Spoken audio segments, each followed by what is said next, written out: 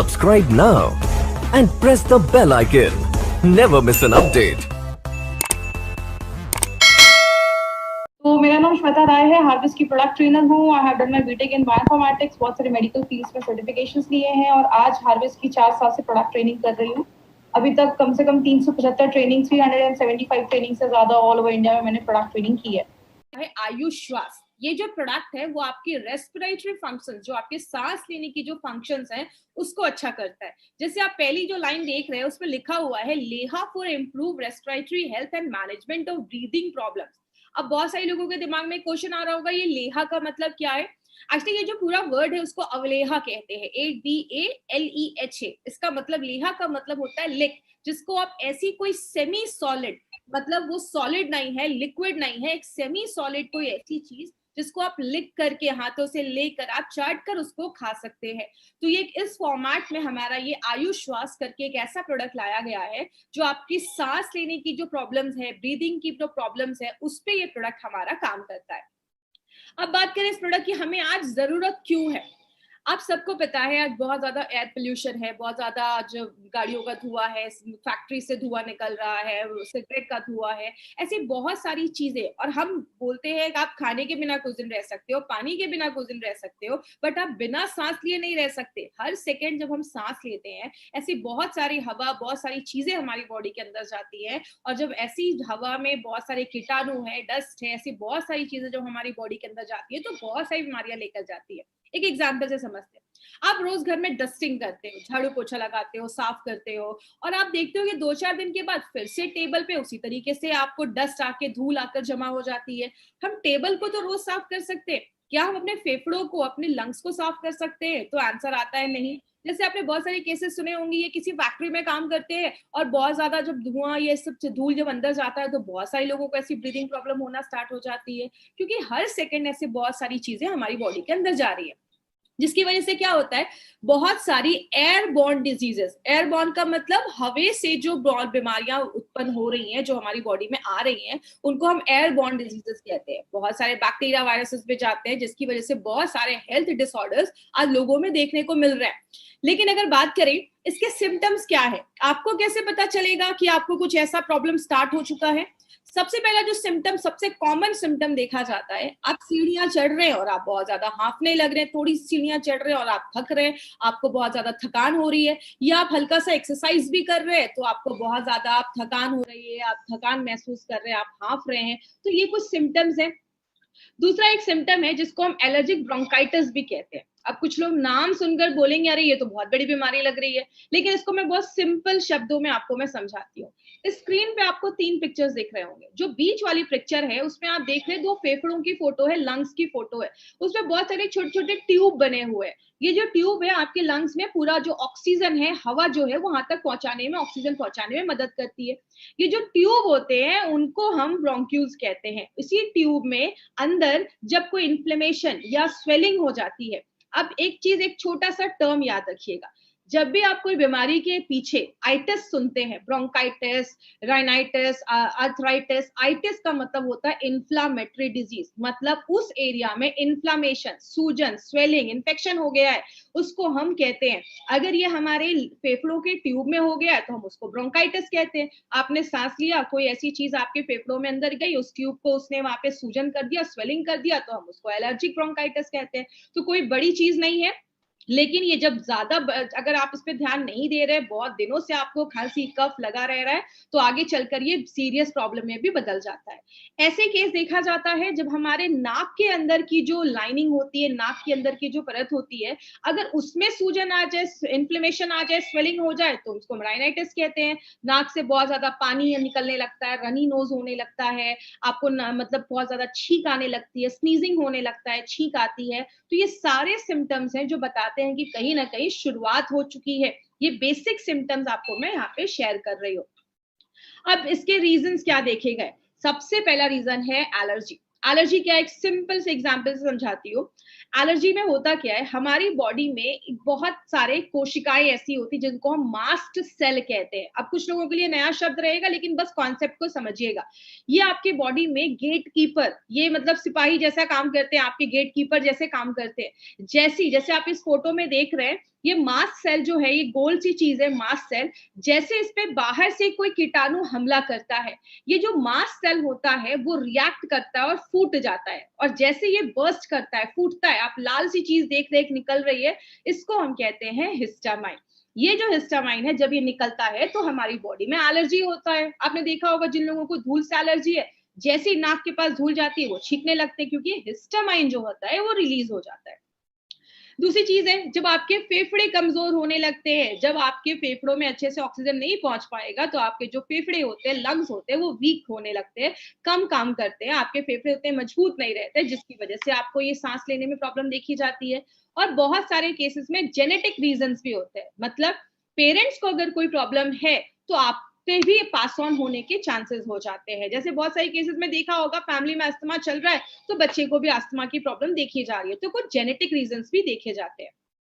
लेकिन हम इसमें बहुत सारे लोग जब इससे सफर कर रहे होते हैं तो उसमें क्या क्या सोल्यूशन वो लेते हैं या क्या क्या चीजें यूज करते हैं। सबसे पहला देखा जाता है, जिनको मेनली अस्थमा वगैरह की प्रॉब्लम होती है, वो इनहेलर्स जैसी चीजें होती है जिनको यूज करते हैं। इनहेलर्स हम सबको पता है। दूसरी चीज एंटी हिस्टामाइन। ये एंटी हिस्टामाइन क्या है, आपके बॉडी में एलर्जी के टाइम पे अभी मैंने बताया कि हिस्टामाइन रिलीज होता है। जब वो मास्ट सेल, जो वो कोशिकाएं होती है, जब वो फूटती है तो हिस्टामाइन रिलीज होता है। तो मार्केट की जो दवाइयां क्या करती हैं, वो जो हिस्टामाइन निकल रहा है उसको ही साफ करने का काम करती है। एक एग्जांपल से समझते हैं, आपके घर का कोई नल टूट गया है, उससे पानी निकल रहा है, तो आप क्या कर रहे हो, नल को रिपेयर नहीं कर रहे हो, नल को बंद नहीं कर रहे हो, आप बस पानी साफ कर रहे हो। तो इसका नतीजा क्या होगा, जिंदगी भर पानी साफ करना पड़ेगा, क्योंकि हम नल को बंद नहीं कर रहे हैं। यही हमारी बॉडी में होता है। मार्केट की जब हम ऐसी मेडिसिन खाते हैं तो वो क्या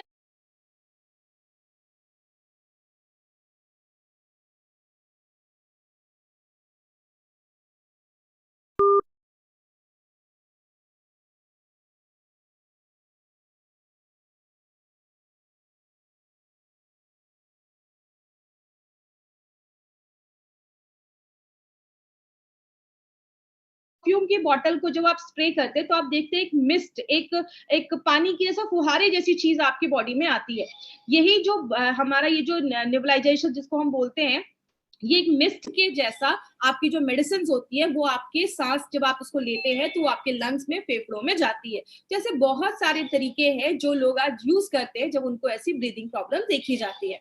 लेकिन ये सारी जो प्रॉब्लम्स है ये जो सारे सोल्यूशन है ये बहुत महंगे होते हैं, बहुत खर्चा हो जाता है। जब बहुत सारे लोग जो ऐसे इनहेलर्स या एंटीबायोटिक्स, ये सब मेडिसिन थोड़ी महंगी होती है। लंबे समय तक लिया तो बहुत सारे लोगों को लिवर में प्रॉब्लम होना स्टार्ट हो जाती है, ज्यादा मेडिसिन खाने से किडनी डैमेज होने के चांसेस होते हैं और हैबिट फॉर्मिंग हो जाता है, मतलब आदत पड़ जाती है। जब तक ऐसी मेडिसिन नहीं खाएंगे, एलर्जी से आपको रिलीफ नहीं मिलेगा, सांस लेने में तकलीफ होने लगेगी। तो ये सारी जो प्रॉब्लम्स हैं ये देखी जाती हैं। अगर बात करें, आयुर्वेदा के पास एक्सीलेंट सेट ऑफ हर्ब्स है, मतलब ऐसी जड़ी बूटियों का सेट है जो आपके रेस्पिरेटरी जो इश्यूज है, सांस लेने का जो सिस्टम है, उसको नेचुरल तरीके से काम करता है। उसी आयुर्वेदा को, साइंस को यूज करके हमारी कंपनी ने एक एक्सीलेंट प्रोडक्ट बनाया है जिसका नाम हमने आयुष श्वास रखा है। आयुष श्वास का मतलब क्या है, आयु आपकी तभी अच्छी होगी जब आपका श्वास अच्छा होगा। जैसे मैंने आपको पहले बताया, खाने के बिना, पानी के बिना रह सकते हैं, बट सांस लिए बिना हम नहीं रह सकते। तो आपके सांस को अच्छा रहना बहुत ज्यादा जरूरी है। तो आपकी आयु अच्छी होगी अगर आपका सांस लेने का जो सिस्टम है, रेस्पिरेटरी जो फंक्शन है, सांस लेने की जो प्रक्रिया है, वो अगर अच्छी काम करेगी। तो उसके ऊपर हमारी कंपनी एक एक्सीलेंट प्रोडक्ट लेकर आई है जिसका नाम आयुष श्वास रखा गया है। अब आयुष श्वास में हमने 15 ऐसे एक्टिव जड़ी बूटियां डाली हैं और सारी को मैं अभी डिटेल में आपको एक्सप्लेन करूंगी, तो अब यहां से थोड़ा सा ध्यान दीजिएगा। सबसे पहले जो हमने चीज डाली है वो है मुनक्का एंड सिरसा। ये दो जड़ी बूटियां, ये जो दो चीजें हमने डाली हैं, ये पहली बार इंडिया में ऐसा एक कॉम्बिनेशन यूज किया गया है। और आपको बता दूं, मुनक्का हम सबको पता है, जो ग्रेप्स होते हैं, अंगूर होते हैं, वो बेस्ट क्वालिटी के जो अंगूर होते हैं उसको सुखा के ये मुनक्का बनाया जाता है। अब मुनक्का के आगे एक लाइन देख के आप देख रहे होंगे DRFR लिखा हुआ है। इसका मतलब क्या है? ड्राइड फ्रूट्स, मतलब सूखा हुआ फ्रूट है। आप एक चीज अगर नोटिस करते होंगे, हमारे हर एक प्रोडक्ट के ऊपर जो जड़ी बूटियां डाली गई हैं उसके आगे हम उसमें कौन सा पार्ट यूज करते हैं वो भी हमने लिखा हुआ है। आपको पता है जब हमने ये लिखना स्टार्ट किया था, at that time it was not legally required.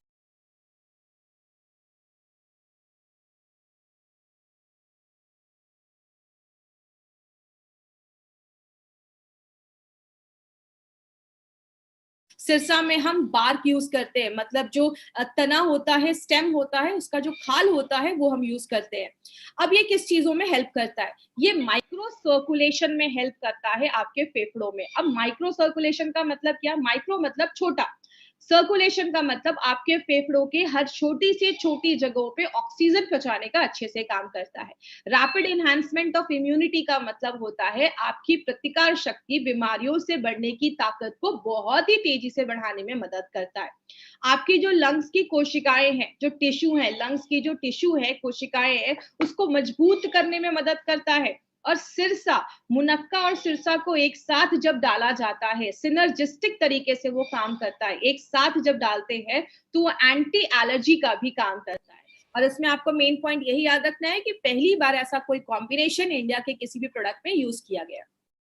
अब हम बात करते हैं कंटकारी और वसा के बारे में। कंटकारी और वसा क्या करता है? आपका जो बलगम बना है, कफ जो बना है, उसको लूज करता है, मतलब उसको पतला करता है, और आपके कफ को बॉडी से बाहर निकालने में मदद करता है, उसको बाहर करता है। और तीसरी चीज क्या है? जब आप सांस लेते हैं, एक पाइप के द्वारा जो हवा है वो हमारी बॉडी के अंदर जाती है। उस पाइप, जब वो पाइप थोड़ी सी कम हो जाती है, उसका जो डायामीटर है, मतलब उसकी जो चौड़ाई वो थोड़ी सी कम हो जाती है, तो हमें सांस लेने में तकलीफ होती है। तो उसके पाइप को डायलेट कर देता है, उसको थोड़ा चौड़ा कर देता है। मुलेठी और जो दारू हरिद्रा है, मुलेठी के आगे आप फिर देख रहे होंगे RT लिखा है, मतलब उसका जड़, रूट यूज किया गया है, और दारू हरिद्रा का हमने स्टेम यूज किया है।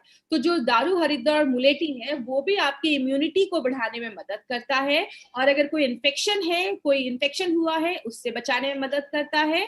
और जो भी आपको पता है, हमारे मुंह में सलाइवा होता है और बॉडी म्यूकस बनाता है, इन दोनों को बना के जो कफ होता है, आपने देखा होगा कभी कभी हमें बहुत ज्यादा कफ होने लगता है। क्यों? बॉडी में जो भी बैक्टीरिया या वायरस गया है, उसको कफ वो क्या करता है, उसके अंदर उसको पकड़ लेता है और आपके कफ के द्वारा उसको बाहर निकालने में मदद करता है। जटामांसी क्या करता है?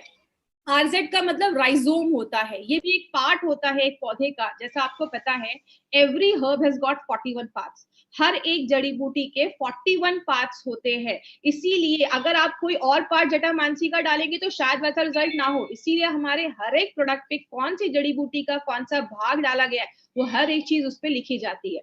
अब ये जटामांसी क्या करता है? आपने एक चीज महसूस की होगी, जब आपको बहुत ज्यादा खांसी हो रही है, आपके नाक बंद है, आपको सांस लेने में तकलीफ हो रही है, तो दिमाग शांत नहीं रहता है। तो जटामांसी क्या करता है? उस टाइम पे आपके दिमाग को शांत करता है, कफ को कम करता है। इला और जसात पाउडर क्या करता है? अगर कोई बैक्टीरिया का इन्फेक्शन हुआ है, क्योंकि आपको पता है हर सेकंड बहुत सारे बैक्टीरिया हमारे शरीर के अंदर जाते हैं, तो बैक्टीरिया के भी इन्फेक्शन को खत्म करता है। मधु के बारे में बात करें तो मधु आपके गले को सूद करता है, और जो भी हम जड़ी बूटियां अपने प्रोडक्ट में डाल रहे हैं, उसकी जो खासियत है, जो गुडनेस है जड़ी बूटियों की, वो आपके फेफड़ों तक ले जाने में मदद करता है। और लास्ट में एक बहुत ही अच्छी चीज इसमें हमने डाली है, जिसको हम त्रिकटु कहते हैं। त्रिकटु नाम ही बताता है आपको। त्रिकटु एक ऐसी चीज, ये त्रिकटु क्या है इसको हम थोड़ा सा डिटेल में समझेंगे। त्रिकटु एक ऐसा हर्बल फॉर्मूला है जो बहुत सालों से यूज किया जा रहा है, और बोला जाता है कि त्रिकटु जब मेडिसिन में या किसी चीज में डाला जाता है, तो और भी कुछ जड़ी बूटियां उसके साथ हैं, उसकी बायो अवेलेबिलिटी को, मतलब उसके एब्जॉर्प्शन की क्षमता को, यूज करने की जो क्षमता है, उसको बढ़ा देता है। त्रिकटु में बेसिकली 3 ऐसी चीजें डाली जाती हैं। एक होता है हमारा सुंठी, जिसको हम सौंठ भी कहते हैं, या अगर बात करें ड्राइड जिंजर, जो अदरक होता है उसको सुखा के जो बनाया जाता है, सौंठ भी कहते हैं, सुंठी भी कहते हैं, ड्राइड जिंजर होता है। दूसरी चीज होती है मरीचा, जिसको हम काली मिर्च भी कहते हैं। मरीचा जो होता है ये भी एक तरीके का एक त्रिकटु में एक दूसरा इंग्रेडिएंट माना जाता है। और तीसरे जो होता है वो होता है पीपल। पीपली भी एक त्रिकटु का एक तीसरा इंग्रेडिएंट माना जाता है। तो ये जो 3 चीजें हैं, इनकी ना पोटेंसी बहुत हाई होती है, मतलब इनकी जो क्षमता होती है वो बहुत हाई होती है। तो जब आप इसको लेते हैं तो ये क्या करता है, आपकी बॉडी में एक हीट प्रोड्यूस करता है और आपका जो डाइजेस्टिव सिस्टम है, डाइजेस्टिव जूस बनना स्टार्ट हो जाता है। इसीलिए अगर बात करें तो त्रिकटु में ये 3 चीजें डाली जाती हैं जो और जड़ी बूटियों की जो बायोएबिलिटी है उसको इंक्रीज कर देता है, और इसमें हमने जावित्री भी डाला है। अब बात करें, ये जो तीनों चीजें हैं, मैंने आपको इसकी इन्फॉर्मेशन भी बताई कि इसका क्या काम है, ये और भी चीजों की बायोएबिलिटी को इंक्रीज कर देता है।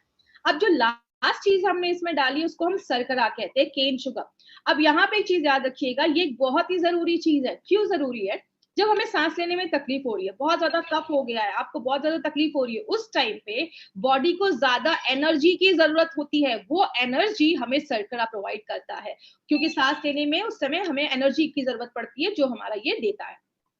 अब इसमें आपको क्या क्या याद रखना है? सबसे पहले नोवेल्टी क्या है आयुश्वास की? मुनक्का एंड सिरसा, जो मैंने आपको बताया, आपके सांस लेने की जो तकलीफ है उसको अच्छा करता है। आपके जो फेफड़े हैं उसको, उसकी जो जो कार्य करने की जो क्षमता है उसको बढ़ाता है। और पहली बार ऐसा कॉम्बिनेशन हमारी कंपनी लेकर आई है। बहुत अलग तरीके से काम करता है, एलर्जी से लड़ने में मदद करता है, जो कफ वगैरह है उसको बाहर करता है, आपके दिमाग को शांत करता है, आपकी जो विंड पाइप है जिससे हवा हमारे शरीर के अंदर जा रही है उस पाइप को थोड़ा सा लूज करता है, तो आपको सांस लेने में उतनी तकलीफ नहीं होती है, और आपको इम्यूनिटी प्रोवाइड करता है, आपको बीमारियों से लड़ने की ताकत को भी अच्छा करता है, और आपके गले को आराम देता है, सूदिंग एक्टिविटी का भी काम करता है। और एक इंपॉर्टेंट चीज याद रखिएगा, इसमें कोई भी स्टेरॉइड्स नहीं डाला गया है, तो आपको कभी भी ऐसा कोई हैबिट फॉर्मिंग या ऐसी कोई आदत आपको नहीं लगेगी। अब इसको लेना कैसे, इसके ऊपर कुछ खास ध्यान दीजिएगा। डायरी पेन प्लीज निकाल कर रखिएगा, क्योंकि अब इंपॉर्टेंट चीजों के ऊपर हम बहुत ज्यादा बात करने वाले हैं। इसको आप कभी भी ले सकते हैं, गरम पानी या गरम दूध। अब गरम को थोड़ा सा मैं आपको डिटेल में बात करूंगी। गरम मतलब ये नहीं कि बॉइलिंग वाटर एकदम आप यूज कर रहे हैं या बॉइलिंग मिल्क यूज कर रहे हैं, और ना ही आपको ल्यूक यूज करना है, ल्यूक वार्म जिसको हम कहते हैं। हल्का भी गर्म नहीं होना चाहिए और आपका खौलता भी नहीं होना चाहिए। जैसे हम चाय पीते हैं जितना गर्म होता है, जिसको आप सिप सिप करके पी सकते हैं, तो आपको क्या करना है, 1 से 2 टेबल स्पून मतलब 10 से 20 ग्राम, आपको ये च्यवनप्राश जैसा ही एक है, सेमी लिक्विड में आता है, इसको आपको लेना है। और सुबह शाम, सुबह उठते हैं 10 से 20 ग्राम, एक कप में दूध लिया, एक कप अच्छे से दूध या गर्म पानी लिया, 10 से 20 ग्राम उसमें अपना आयुश्वास डाला, उसको अच्छे से मिक्स किया, और सुबह शाम आपको बिफोर फूड आप लेंगे तो आपको ज्यादा अच्छे रिजल्ट्स मिलेंगे। 10 साल से कोई छोटा बच्चा है तो प्लीज उनको हमें ये नहीं देना है। तो ये क्या करेगा, अगर गले में कुछ आपको इरिटेशन हो रही है, बहुत ज्यादा खिचखिच जिसको हम कहते हैं, खिचखिच हो रही है गले में, आपने बहुत सारे ऐड देखे होंगे, और आपकी जो रेस्पिरेटरी सिस्टम है उसको अच्छा रखने में मदद करेगा। बात करें इसमें क्या चीजों पे आपको ध्यान देना है, सबसे पहले आप ये क्वेश्चन मुझे बार बार फिर नहीं आज पूछिएगा, प्रेग्नेंट लेडी, लैक्टेटिंग मदर के लिए ये प्रोडक्ट बिल्कुल भी नहीं है। तो ये प्रेग्नेंट लेडी और लैक्टेटिंग मदर को नहीं देना है।